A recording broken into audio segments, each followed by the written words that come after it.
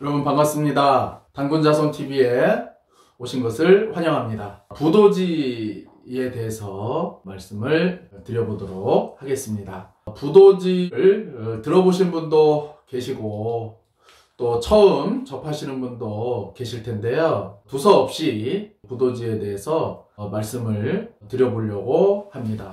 최소 몇 차례 이상 말씀을 좀 드려보려고 이렇게 하는데요. 부도지는 저는 위대한 책이다, 이렇게 높이 평가를 하는 책입니다. 우리가 한민족에 대해서, 한국은 어떤 나라인가, 또 한민족은 어떤 민족인가, 또 한국 사람들의 집단의식에 있는 우리가 홍익정신, 홍익인간을 얘기를 많이 하는데 그 내면에 있는 그 진짜 한민족의 원형은 무엇인가 라고 했을 때, 한민족을 탐구하는 그런 공부를 한다고 했을 때 제가 추천을 해드리는 것이 몇 가지가 있습니다. 가장 우리가 처음이자 끝이라고 할 수 있는 천부경이 있고요. 그 다음에 삼일신고, 그리고 바로 부도지입니다. 부도지는 우리 한민족의 어떤 그 정체성에 대해서 굉장히 많은 결론을 도출할 수 있다, 저는 이렇게 생각을 합니다.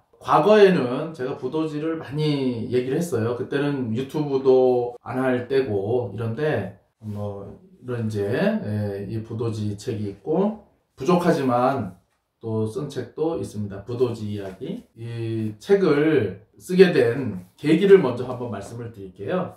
한 5년 정도, 5, 6년 정도 전인데 무속인이 찾아왔습니다. 무속인하고 대화를 이렇게 하다가 당신은 어떤 신을 모십니까? 이렇게 제가 물었어요. 그러니까 마고할미를 모신다는 거예요. 그래서 그 마고할미를 모시면 이 우리나라 부도지라는 책이 있는데 혹시 그 책을 읽어보셨느냐고 이렇게 얘기를 하니까 처음 들어본다고 그렇게 얘기를 하더라고요. 그래서 제가 직접 책을 사서 선물을 해줬어요. 우편으로 보내줬습니다.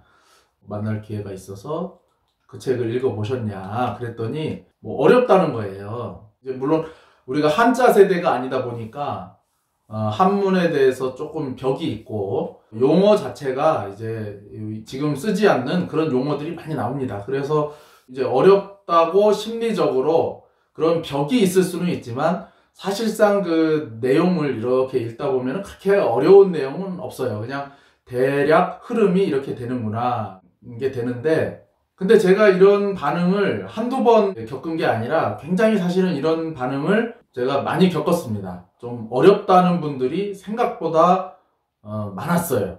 예, 그래서 내가 쉽게 써줄 테니까 한번 읽어봐라 라고 해서 한 게 사실은 이 책입니다. 해석이라든지 가능한 다 배제를 하고 이 부도지의 이 스토리와 이런 거를 이제 파악할 수 있도록 저 나름대로는 최대한 이렇게 배려를 해서 한다고 했는데 어떨런지는 모르겠습니다. 읽고 도움이 많이 됐다 이런 분도 계시고 또 너무 이렇게 쉽다 이런 말씀도 계시고 하는데 쉽게 쓰는 게 목적이었습니다. 쉽게 좀 부도지에 대해서 일체 이런 어떤 어려운 해석이라든지 이런 것들은 최대한 배제를 하고 심지어는 이야기로까지 제가 구성을 했습니다. 어쩌다 보니까 책 선전이 됐는데 이 부도지에 대해서 간략히 설명을 드리면은 한마디로 표현을 하자면은 부도지는 우리 민족의 창세기입니다. 고대의 신화가 있고 또 역사가 있습니다. 지구상에 많은 민족이 있지만은 이 신화를 가지고 있는 민족,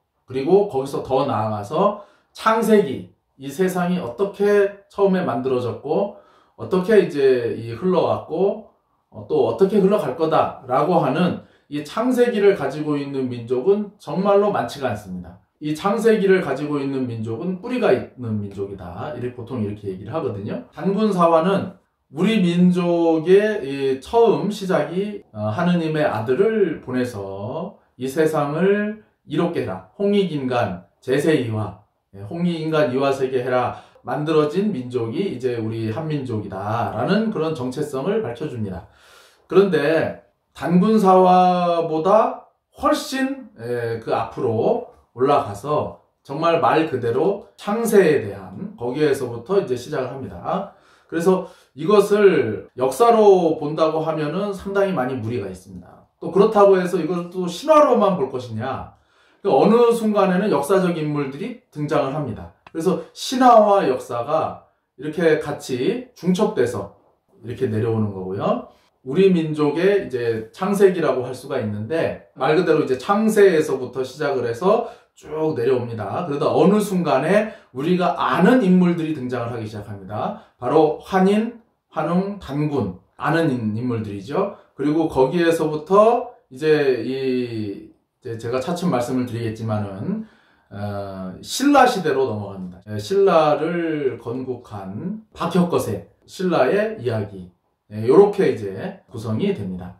자, 그러면 부도지는 무슨 뜻인지를 한번 설명을 드리도록 하겠습니다. 자, 이 부자는 부적할 때 쓰는 부자입니다. 천부경도 바로 이 부자를 쓰지요. 그 부자입니다. 그런데 이 부자는 부합하다라는 뜻을 가지고 있다고 합니다. 이 글자 자체가 이 대나무를 우리가 반으로 이렇게 쪼갭니다. 그러면 이렇게 딱 붙이면 어떻게 되겠습니까? 완전히 이제 딱 한치의 오차도 없이 맞아떨어지지요. 바로 이 부자가 그러한 글자를 상형을 했다라고 합니다. 바로 부합한다. 그러면 천부경 할 때 이 천부는 무슨 뜻이겠습니까? 하늘과 완벽하게 부합한다 라는 뜻을 가지고 있는 거죠. 그러면 도자는 우리가 도시 또 도읍 할 때 그 도자입니다. 영어로 하면은 이제 city가 되지요. 지라고 하는 것은 글이라는 뜻을 가지고 있습니다. 글. 부도지 할 때 이 부도는 천부 도시라는 뜻을 가지고 있는 것입니다. 여기에 약자입니다. 하늘과 완벽하게 부합하는 도시에 대한 글, 기록이라는 뜻입니다. 부도지에서 말하는 이 부도, 하늘과 완벽하게 부합하는 도시가 어디냐면은 결국에는 이 도시가 아사달입니다. 그리고 단군 왕검이 만든 단군 조선입니다. 아사달, 이 단군 조선을 바로 부도, 하늘의 뜻과 완벽하게 부합하는 도시다. 이렇게 말씀을 드릴 수가 있습니다. 하늘의 뜻이 완전히 실현되는 우리가 홍익인간 이화세계, 홍익인간 제세이화가 완전히 실현된 그런 완벽한 도시, 이상세계를 말합니다. 근데 이 이상세계는 이러한 도시는 누가 만들었느냐? 단군 왕검. 바로 이제 부도지에서는 임검씨라고 나옵니다. 임검씨. 단군, 임검, 단군 왕검을 뜻합니다. 이거는 이제 이렇게 되죠. 원래는 이 부도지가 단독으로 있었던 것이 아니라 부도지가 포함된 글이 있습니다. 부도지가 포함된 글이 뭐냐면은 원래는 지가 부도지만 있었던 것이 아니라 15개의 지가 있었다고 합니다. 그 15개의 지가 모인 그 글을 징신록이라고 합니다. 마음을 맑게 하는 글, 마음을 맑게 하는 기록이라는 그러한 의미를 가지고 있습니다. 그래서 이 징신록에는 총 15개의 지가 있고 나중에 하나가 여기에 더 추가가 됩니다. 그게 이제 뭐냐면은 금척지라고 하는 것이 하나가 더 추가가 되는데 이 금척지를 합쳐서 나중에는 총 16개의 지가 있는데 그 중에 하나가 오늘 말씀드리고자 하는 부도지입니다. 그러면 이 부도지 그리고 부도지 이전에 부도지가 포함된 15개의 지를 지으신 분은 누구냐? 바로 박혁거세의 후손이면서 영해박씨의 시조인 박재상 선생이 이 글을 지으셨다고 합니다. 자, 그리고 마지막에 이제 여기 하나가 더 추가된다 그랬죠? 바로 박재상 선생의 아들이 우리가 백결 선생이라고 하는 분입니다. 박재상 선생이라는 분을 조금 이제 설명을 드리면 박혁거세의 후손이면서 신라의 충신이었고 고구려에 가서 볼모로 잡혀있는 왕자를 구해왔어요. 우리가 같은 이 민족인데 단군의 자손인데 이렇게 왕자를 그렇게 볼모로 잡고 있으면 되겠냐? 돌려달라 고구려를 설득을 해서 왕자를 데리고 왔어요. 예, 그리고 이제 왕자가 또 어디에 볼모로 잡혀 있었냐면은 일본. 예, 당시에는 이제 외국이죠, 외국. 이 왕자를 이제 어떻게 해서 탈출을 시키고 본인은 붙잡혔어요. 이 외국에서 너무나 인간 됨됨이와 인품이 훌륭하기 때문에 이 회유를 해서 일본의 신하가 되어라 회유를 했는데, 유명한 말이 있죠. 계림, 바로 신라지요. 계림의 개돼지가 될지언정 일본의 신하는 되지 않겠다. 일본에서 이렇게 죽임을 당하셨습니다. 신라의 충신이시고 아내와 딸과 아들이 있었는데, 울산에 가게 되면은 치술령이라는 하는 고개가 있습니다. 지금도 있습니다. 그 치술령에 가보면 그 전설이 있습니다. 일본에 간 그 남편과 아버지를 기다리면서 그 아내와 딸이 일본을 바라보면서 이제 망부석이 되었다. 아들이 바로 백결선생인데 검은고를 이렇게 하시면서 하루는 이제 집안이 너무 가난해가지고 아내가 바가지를 막 이렇게 쌀 좀 구해와라 이렇게 하니까 이 검은고로 방아 찧는 소리를 내줬다. 뭐 그런 이제 이야기가 있죠. 백결선생이 금척지를 지으셨고요. 이 박제상공이 관직에 있으면서 어디에서 이제 근무를 하셨냐면은 보문전이라고 하는 데서 근무를 하셨다고 합니다. 보문전은 보물할 때 이 보자와 이 문이라고 하는 것은 글문자, 보물 같은 문서, 뭐 지금으로 말하면은 국립중앙도서관 뭐 그런 정도가 되겠죠. 나라의 진귀한 문서들을 이렇게 모아놓는, 그게 이제 뭐 신라에만 있었던 것이 아니라 나중에 이제 조선시대에도 그런 것이 있습니다. 보문전에 태학사로 있었다. 태학사. 그러니까 지금으로 말하면 어떤 박사겠죠, 박사.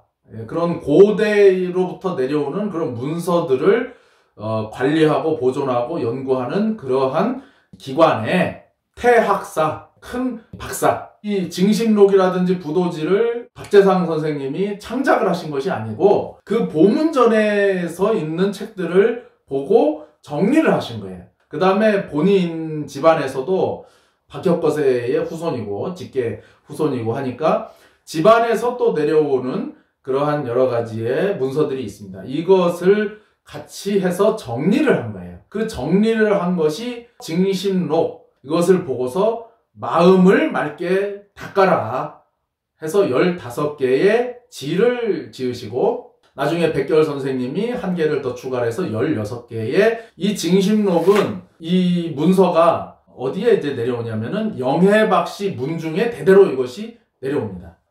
우리 그 한민족을 통틀어서 어떤 명망 있는 가문들이 많이 있는데, 이 영해박씨 문중이 우리 민족의 어떤 시원을 간직한 그런 이제 보물이 되는 그런 문서를 지키고 있다. 그래가지고 역대 왕조에서도 이 영해박씨들이 굉장히 특별한 대접을 받았다. 뭐 이렇게 또 얘기를 합니다. 고려 왕건서부터 이제 조선시대로 넘어와서 특히 세종 때 이 영해박씨를, 이거는 이제 야사입니다. 이 세종대왕이 이런 영해박씨를 굉장히 이제 우대를 해서 대우를 해줘가지고 궁궐 옆에 이제 집을 지어서 살게 하고, 궁궐하고 이 담을 헐어가지고 언제든지 출입해라. 세종대왕께서도 이 징식록을 보시고 여기에서 힌트를 얻어서 후민정음을 창제하셨다. 이런 얘기도 있습니다. 그리고 우리가 알고 있는 그런 역사적인 인물 중에서 이 징식록을 본 분이 누가 있냐면은 세종 때와 문종, 그 다음에 나중에 세조까지 바로 김시습이라는 분이 당대의 아주 천재였는데, 단종을 이제 유배를 보내서 죽이고 세조가 임금 자리를 찬탈을 했지요. 그러면서 이 김시습이라고 하는 인물이 세조에 협력하지 않겠다라고 하면서 이제 반기를 들고 세상을 등져서 뭐 어떻게 하셨다 이러는데, 바로 이 김시습이라고 하는 분이 이 징식록을 이제 읽습니다. 당대의 최고의 천재인데 징식록을 보고서 글을 남겼어요. 그것이 이제 징식록 추기라고 하는 또 글이 있습니다. 다른 거는 다 이해를 하겠는데 여기에서 말하는 수학, 우리가 지금 알고 있는 수학하고는 다릅니다. 어떤 철학적인 그런 수리 체계에 대해서는 이해를 못하겠다. 그러니까 후세에 좀 연구를 좀 해달라, 이런 글도 남겼습니다. 그래서 그 글이 징신록 추기입니다. 자, 그런데 세종 때, 문종 때까지만 해도 이 영해박씨 문중이 대접을 받았는데 김시습과 마찬가지로 세조하고 이제 등을 지게 됩니다. 세조는 저 명망 있는 영해박씨 문중이 나한테 좀 협력을 해주고 내 편이 돼줬으면 좋겠는데 그러지를 않았죠. 그렇기 때문에 탄압을 받게 됩니다. 그러면서 이제 야밤도주를 하게 된 거죠, 이 문중이. 함경도, 문천, 거의 저 끄트머리지 않습니까? 저 두만강, 저 위쪽으로 숨어 살게 된 거죠. 그러면서 영해박씨 문중이 세간에 점차 잊혀지게 됩니다. 영해박씨 문중이 거기서 숨어 살면서 이 징신록이라고 하는 글은 종가와 그 약간 종가에서 파생된 그런 이제 자제들을 교육시키는 그런 이제 글이 된 거죠. 일제 강점기 시대로 들어서서 종손은 아니고 종손하고 아주 가까운 그런 핏줄인데 박금씨라고 하는 분이 계십니다. 어렸을 때부터 이제 종갓집을 드나들면서 이 징신록 책을 봤다는 거죠. 그러면서 이제 부도지도 보고 이랬는데 이 일제 강점기 때 이분이 동아일보의 기자로다가 재직을 했습니다. 이 책을 조금 정리를 해서 민족 정기를 좀 드높이는데 이거를 세상에 알리고 싶다라는 생각을 하게 된 겁니다. 그래서 징신록 중에 부도지에 있는 거를 이제 약간 현대적으로 그것을 정리를 해서 이거를 이제 편집장한테 얘기를 하니까 편집장이 당연히 노를 하죠. 이거는 못 싣는다. 동아일보에는 이것을 싣지를 못하고 그 원고를 이제 자기가 가지고 있으면서 틈틈이 이제 다시 교정도 하고 이렇게 하다가 해방이 돼서 고향으로 돌아가서 거기에서 어떤 학원도 운영을 하셨다고 하고요. 6.25가 터지면서 급하게 월남을 했어요. 남한으로 오는데 그 원고를 함경도 문천에 그걸 놔두고 내려오게 된 거죠. 그러면서 그 영해라고 하는 것이 이제 울산 이쪽이거든요. 울산에 영해박씨 입장에서는 그 조상님들이 계셨던 그 울산에 머물면서 사명감을 가지고 이 부도지를 이제 원고가 없으니까 이것을 다시 기억을 해내고 이러면서 이것을 이제 쓰는 작업을 한 거예요. 그렇기 때문에 처음에 이 부도지가 나왔을 때는 요정 이렇게 했습니다. 바로 나중에 원본이 발견되면 좀 안 맞는 부분은 고치세요. 이렇게 이제 낸 겁니다. 그러면서 약 3년에 걸쳐서 기억에 의존해서 이제 씁니다. 말할 수 없는 그런 고생을 했다. 후기도 있어요.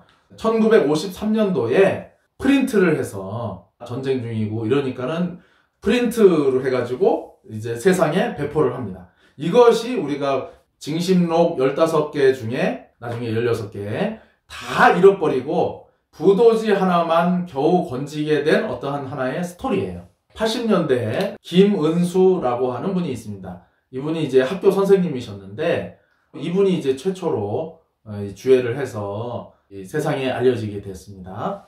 그러니까 이 부도지라고 하는 것이 원본이 없고 그 영해박씨 문중에 있었다고 하는데 그 영해박씨 문중 중에서도 종갓집에만 있었으니까. 근데 이 부도지를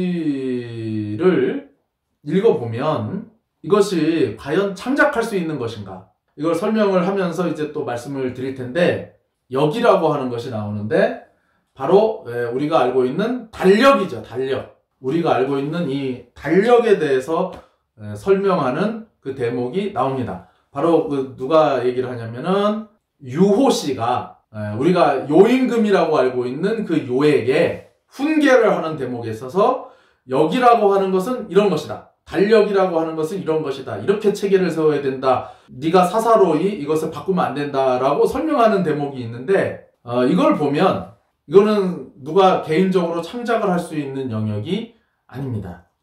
이것은 확실합니다.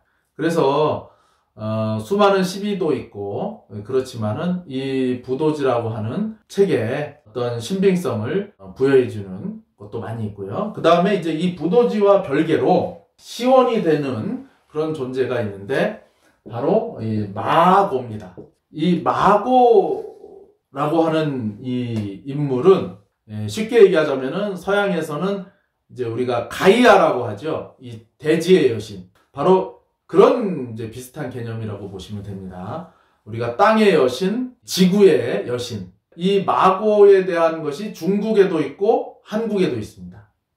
그리고 중국에서는 한국을 어떻게 불렀냐면은 마고지나라고 불렀어요. 옛날에 그 기록에도 보면은 그것이 있습니다. 바로 뭐냐면 마고의 나라다. 이것이 있고, 그리고 우리나라 전역을 보게 되면은 마고 할미에 대한 전설, 설화가 굉장히 많습니다. 우리나라 전역에 없는 곳이 없습니다. 제가 있는 이 강원도 태백 같은 경우에도 벌써 마고에 대한 전설이 제가 아는 것만 3군데가 있어요. 강원도 정선에서 강원도 태백으로 넘어오는 고갯마루가 두문동제라고 하는 고갯마루가 있는데, 지금은 터널을 뚫어가지고 이제 터널로다가 이렇게 오지만은 그 옛날에는 이제 그 꼬불꼬불해서 산을 넘어왔겠죠. 산꼭대기에 보게 되면은 돌탑들이 굉장히 많습니다. 근데 그 돌탑 이름이 마고할미탑입니다. 그리고 태백 시내에 이렇게 가운데 있는 산인데, 그 연화산에는 마고할미 통시가 있었다. 그 마고 할머니의 화장실이 거기에 있었다. 뭐 그런 얘기도 있고, 그리고 지금 태백산 꼭대기에 천재단이 있는데, 지금 있는 천재단은 6.25 이후에 봉화의 무랴초등학교의 우성조 교장 선생님이 재건을 하신 거예요. 그 왜 허물어졌냐면 6.25 때 이제 미군들이 그걸 허물고 거기에 이제 헬기 착륙장으로 했었는데, 6.25가 끝나고 나서 그분이 대종교 신자고 이런 민족의식이 있고, 지금은 강원도 태백이지만 옛날에는 여기가 한때는 강원도 삼척, 또 어떤 때는 경북 봉화였습니다. 6.25 끝나고 나서 그 허물어진 천재단을 다시 만든 거예요. 옛날에는 그것이 9단으로 이렇게 만들어져 있었다. 뭐 그런 저기도 있고 한데, 천재단의 다른 이름이 마고단이라고 하기도 했고요. 우리가 민족의 영산 그러면 이제 태백산도 얘기를 하지만은 민족의 영산 그러면은 지리산을 또 민족의 영산이라고 하지 않습니까? 그 지리산에 노고단이 있습니다. 이 노고단이 무슨 뜻이냐면은 늙은 마고 단이라는 뜻입니다. 이 마고 할미, 마고 할머니, 이 전설과 설화 또 사당, 부산에도 이 마고 할머니 사당이 있고요. 경기도 용인에도 있습니다. 옛날에는 전역에, 우리나라 전역에 이것이 다 있었습니다. 제가 있는 강원도 태백에도 있습니다. 그냥 이제 무속처럼 이렇게 있는데, 이 마고 전설, 마고 설화, 마고 신화가 우리 한국에는 뭐 거의 전역에 다 있고, 또 중국에도 문헌에 보게 되면은 마고에 대한 이 이야기가 있습니다. 그리고 중국이 옛날에 고려시대 때 우리 이 한국을, 그때는 이제 송나라죠. 송나라가 이 고려를 부를 적에 마고지나, 마고의 나라다 이렇게 불렀고, 설화가 전국에 있는 것들이 대동소이해요. 뭐 비슷한 것도 있고 뭐 이제, 그런데 다 개념은 똑같습니다. 이런 땅의 여신, 늙은 할머니, 이제 이런 개념인데, 바로 부도지가 마고란 어떤 존재인가에 대해서 명확하게 이것을 밝혀주는, 이렇게 볼 수가 있겠습니다. 저는 부도지를 읽으면서 개인적으로는 부도지를 만난 것이 1992년도에 제가 부도지를 처음 접했어요. 굉장히 저의 인생에도 많은 영감을 주고, 이 홍익정신, 홍익인간, 더 깊이가 있고 우리 한민족을 이해할 수 있는 그러한 책이다. 이렇게 소개를 드릴 수가 있겠습니다. 자, 그러면 오늘은 여기까지 이제 제가 설명을 드리고, 구체적인 내용, 부도지라고 하는 책에 나와 있는 구체적인 내용과 어떤 의미가 있는가에 대해서 차츰 말씀을 드리도록 그렇게 하겠습니다. 오늘은 여기까지 부도지에 대한 소개를 하도록 하겠습니다. 여러분 감사합니다.